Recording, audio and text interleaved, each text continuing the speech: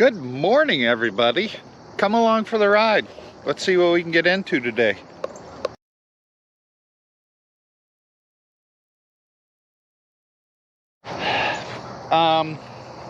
Yesterday was kind of a boring day. I get it. You guys aren't wanting me to film boring days because they're really not nothing to watch. We spent all day yesterday shooting this trench with a transit and getting it to flow properly and everything, because we're going to drain a area over there in the woods where those dead trees are, way over there on the other side of the hill. There's a spot that it floods. It's not supposed to be a pond, so there's a broken tile somewhere in this field, but because it was tiled so long ago, there's absolutely no maps, no nothing to tell us where the tile's at, so where we could even try it. So what we're going to do is we're going to lay our own tile, a new tile, to drain that, and it's going to drain over there in those trees because it drops off and then it goes to the road and then it crosses the road and goes to the lake. That's originally what the water was supposed to do, and something happened, a tile got plugged, whatever. But anyway, I'm getting off topic here. What had happened yesterday, we were shooting this with a transit. That way we're flowing downhill, and we were digging away, and we were digging with the mini excavator over there. It's a little weight thing over there. And we blew a hydraulic hose. It's like, okay, this happened about 5:30-ish in the evening. It's like, all right, blew a hydraulic hose, that's fine. We'll get the backhoe. Start digging with the backhoe. Well, we started digging with the backhoe, and we blew the motor in the backhoe. It happens, I guess. So we were able to get it to the point where we could get the buckets up. We went and grabbed the tractor out of the barn, hooked up to the backhoe. We pulled it all the way around and parked it up by the barn so we can determine what we want to do with the backhoe. So now, by then, my camera was in the truck was parked way a ways, so at that point it's like, I'm not running to get the camera, we need to get this stuff taken care of. So I didn't film anything yesterday because it was a pretty boring day right up until about 5:30 last night. That's when things got a little excited. So now I've got wrenches on the side-by-side. I'm going to run out, take the hydraulic lines off of the mini excavator so we can go and get those fixed, put that back together so we can finish our trench. We literally have like 20 feet, and then all that water is going to start flowing through there. Garbage. Now about the backhoe here, the motor's not seized, but it's got a really bad rod knock, like really bad.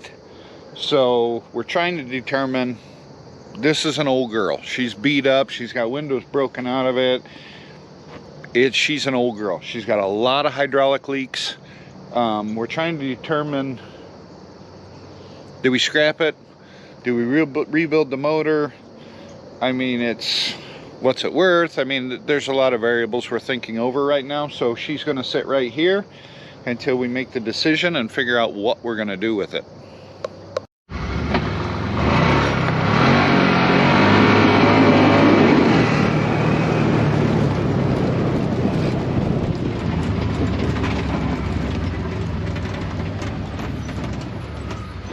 We're there. You know, the glitches on this camera are getting worse and worse. I just had to pull the battery out of it because the stupid thing wouldn't shut off. I don't know. I don't know any other action camera that you can use on the farm that's as tough as the GoPros. It's like they cornered the market, and it is what it is.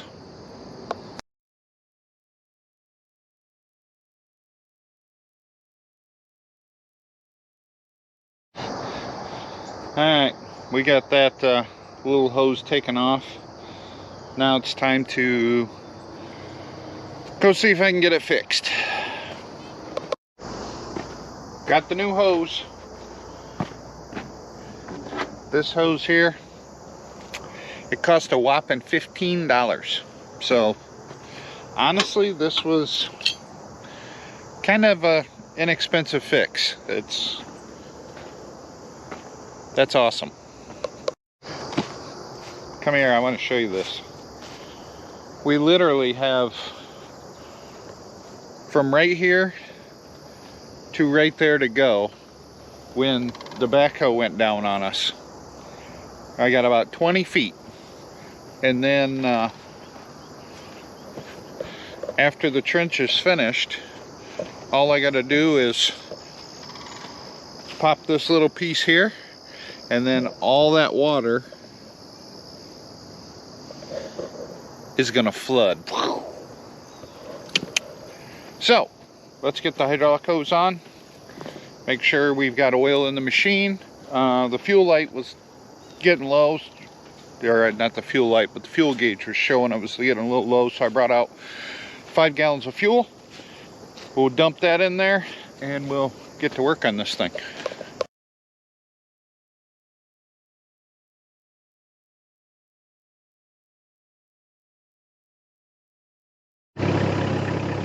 We're all good, no leaks. So now I need to put the tools in the side-by-side here, get that out of the way, get some fuel put in this thing, and we can go back to digging. I do, however, need to go get the transit and get that set up. I seem to have forgotten that. Oh well, we're moving.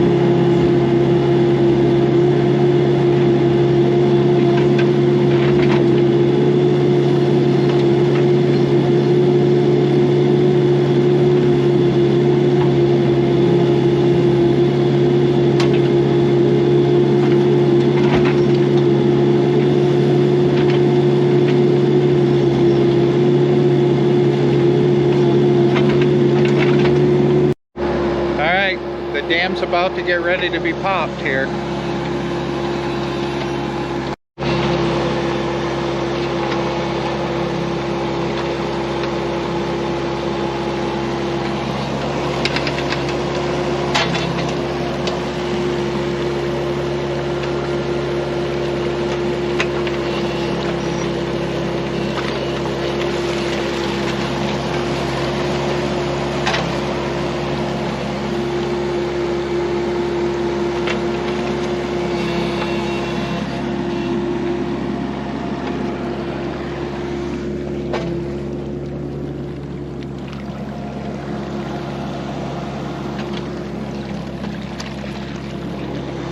She's flowing.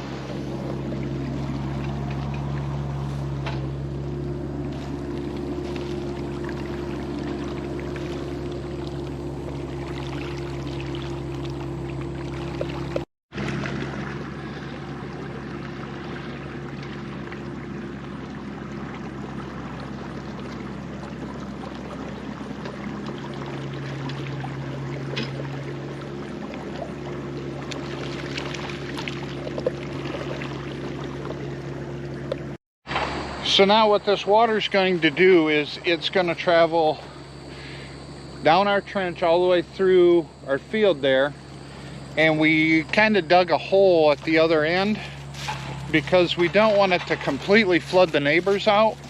We dug a hole to go there, and then if it starts to overflow, it'll just kind of trickle over into the neighbors a little bit. And we already got permission from the neighbors to do this because the lay of his land, this water will go there, and then it'll curve alongside of our barn over there, and then go out to the ditch, and then cross in a culvert pipe under the ditch going out to the lake over there. That's what this water originally was supposed to do. But we got to plug tile somewhere. So the reason we're doing this slowly is because we don't want it to completely flood the neighbors out. We kind of want to see where the water's going to flow naturally. So this water should go to this hole and stop, and then we'll get a pump and put in the hole and kind of pump the water out. That way we can control the volume of water going through the neighbors until this gets drained, and then we can throw a tile in here and bury it, and it'll just naturally do its thing.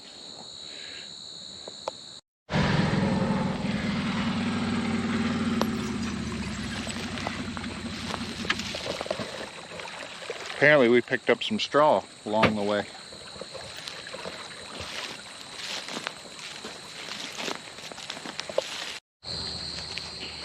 It's been about an hour now since we broke the dam open, and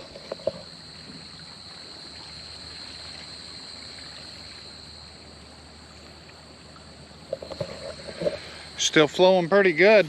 I don't know how to estimate gallons of water, but there's a lot. I gotta do this one for you, Scooter. Garbage! There you go, buddy. Alright, so now what needs to be done is we have to let that flooded area that we're trying to drain go down. And once it gets down so far, then we can actually get in there a little bit, dig a crock, put a crock in. For those of you who don't know what a crock is like a big tank or barrel that gets put in the ground, and then your tile goes into it, so the water flows into the crock.